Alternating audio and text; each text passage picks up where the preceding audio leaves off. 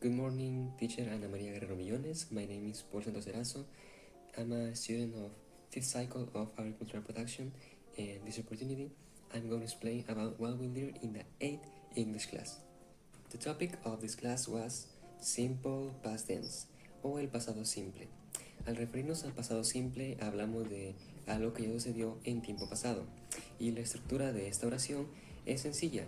Tenemos subject, main verb in past y por último complement, lo que significaría el sujeto, luego el verbo en pasado y por último el complemento.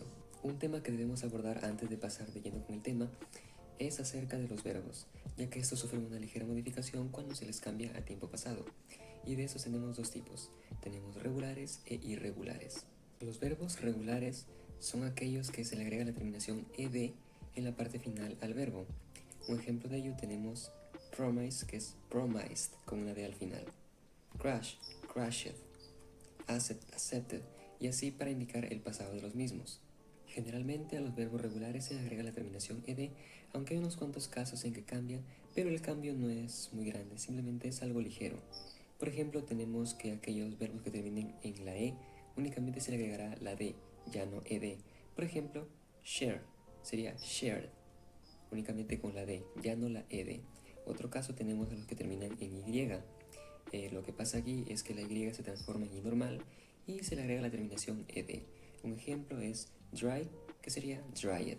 Por otro lado tenemos a los verbos irregulares, y estos no siguen ninguna regla y al momento de modificarlos al pasado cambian totalmente. Un ejemplo de ello tenemos a buy, que en pasado sería bought, break, que cambiaría a broke, y otro sería go, que en pasado cambiaría a went, y así con muchos más. Y bien, ahora pasemos a la estructura del pasado simple de las diferentes maneras en las que se puede mencionar. Empezando con afirmativo, aquí tenemos que empezamos con subject, luego main verb in past y por último complemento. Lo que significa que empezamos con sujeto, luego con el verbo en pasado y por último agregamos el complemento. Un ejemplo de ello tenemos I like English. I sería el sujeto, like con ed sería el verbo en pasado y English sería el complemento. Con lo referente a la manera negativa, no hay mucho cambio, tenemos igual, empezando con subject o el sujeto, luego el didn't para indicar la negación, continuamos con el verbo en infinitivo y por último el complemento. Un ejemplo de esto tenemos a You didn't learn fastly. Tú no aprendiste rápidamente. You, sujeto, didn't, la negación, el verbo en infinitivo que sería learn, infinitivo, sin ed, sin cambiar, y por último fastly, que es el complemento. Como se habrán dado cuenta, a diferencia del anterior caso, aquí el verbo es en infinitivo y no en pasado, así que no hay ningún cambio en el verbo. Y lo mismo pasará con las siguientes maneras. The next form is interrogative form.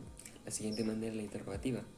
Y aquí hay un pequeño cambio con respecto al verbo de hacer y el sujeto, ya que el did pasa hacia adelante, luego sigue el sujeto, luego el verbo en infinitivo y por último el complemento. Un ejemplo de la manera interrogativa es Did you help me? ¿Me ayudaste? El did empezando, luego el sujeto que es you, el verbo en infinitivo que sería help y por último el complemento que sería me. The last form is negative and interrogative form. La última manera es la manera negativa e interrogativa a la vez.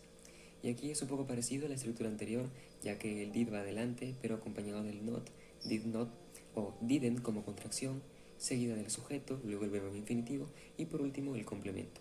Un ejemplo de esto es Didn't I like English? ¿No me gustó el inglés? Didn't, el did not, la contracción, el sujeto I, el verbo en infinitivo like y el complemento English. Para concluir, se nos dio unos cuantos verbos y la manera de cómo conjugarlos con los pronombres personales en pasado.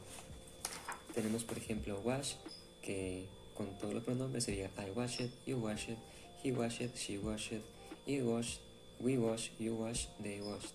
Y así con los siguientes como serían fix, copy, cook, go y por último destroy.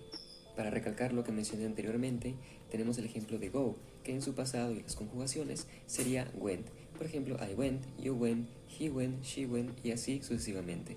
And well, miss, that was all about my work. I hope you liked this video. I hope I was clear. And thank you. Blessings.